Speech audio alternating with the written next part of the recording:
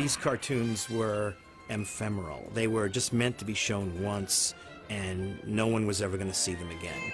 So when cartoons were shown on television repeatedly for the last 4 decades, we got to see certain cartoons like One Froggy Evening and I Love to Sing over and over and over again.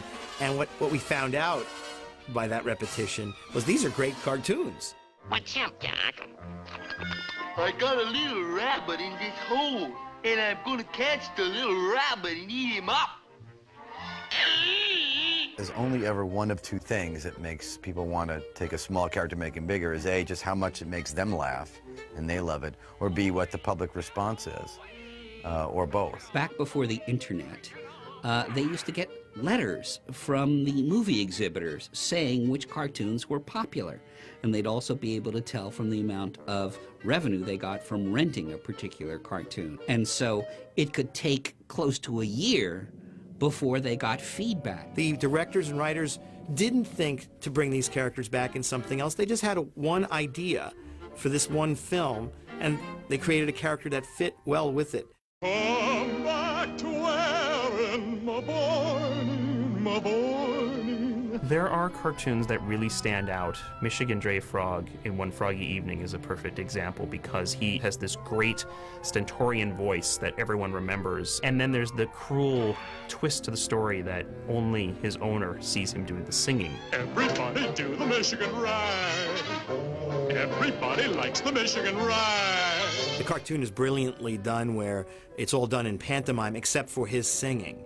He's just got great personality, great charisma. You know, you just love this guy. And you love that he's putting something over on this construction worker. There's just something subversive about that. There's something so existentially heartbreaking and sad about it, but it's not overwrought and it's not corny or cheap. It's really deep. I didn't even know why that was making me so sad as a kid. You know, now in adulthood, I know exactly why. I love to sing about the moon and the June and the springer. I love to sing about a sky of blue or T42 and sing with a jail singer, a groona. Owl Jolson in I Love to Sing is another perfect example. And of course, it's another singing example where we've got this character who just sings and cannot stop his love of wanting to sing. And even though he's only appeared in that one cartoon, there's something about his desire to sing and his struggle with his father that seems to hold up over all these years. I love to sing about the moon and the June and the springer.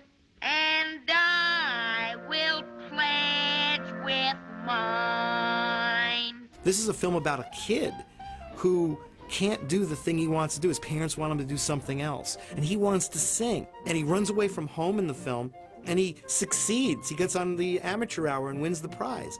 And really, I think that's what touches us about this character, is that he's a winner, that he's winning by doing what he wants to do. He's a character who stars in a cartoon that's so weird. It's kind of the bird version of the jazz singer, you know, that he makes an impression.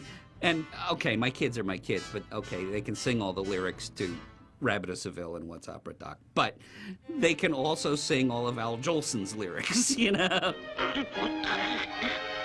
Breathe, stupid, breathe! You forgot to breathe again! I love Heathcliff because he's such a dumb character. I think that with so many dumb cats, they've done, like Sylvester's the most long-running dumb cat, you'd think they couldn't do a variation on him that would make him interesting, but they managed to get it with Heathcliff.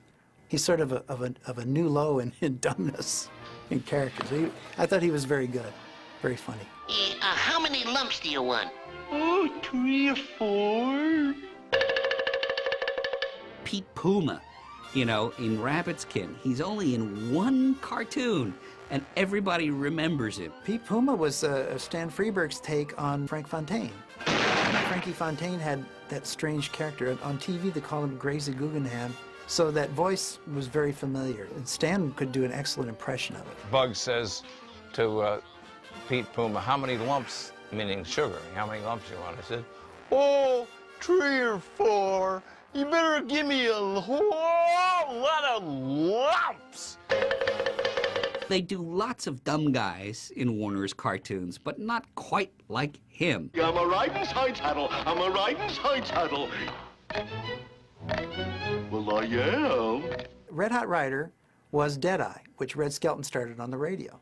A lot of Red Skelton's characters, like the mean little kid, were used in a lot of cartoons. You know, if I doed it, I get a whipping. I doed it. Like even Tweety did that. It's all a takeoff on Red Skelton's characters. So a lot of that comes from Red's radio show. And that's really where Red Hot Rider started. Hey, are you following me? Yeah, that I am. Yeah, that's what I'm doing. Yeah.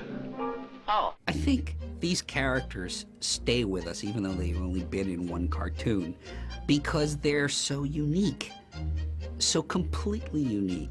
The one-hit wonders emerge on their own by popular demand. People make them happen. Warner Brothers doesn't create a cartoon like One Froggy Evening or I Love to Sing and say this is a big hit and it's going to be a big hit and it's going to be a cult favorite. They don't know that. Nobody knows that. The ones that are truly beloved of the Warner Brothers cartoons have happened naturally. You know, and that's the great thing. We decided that. We're the ones who've determined that this is a classic.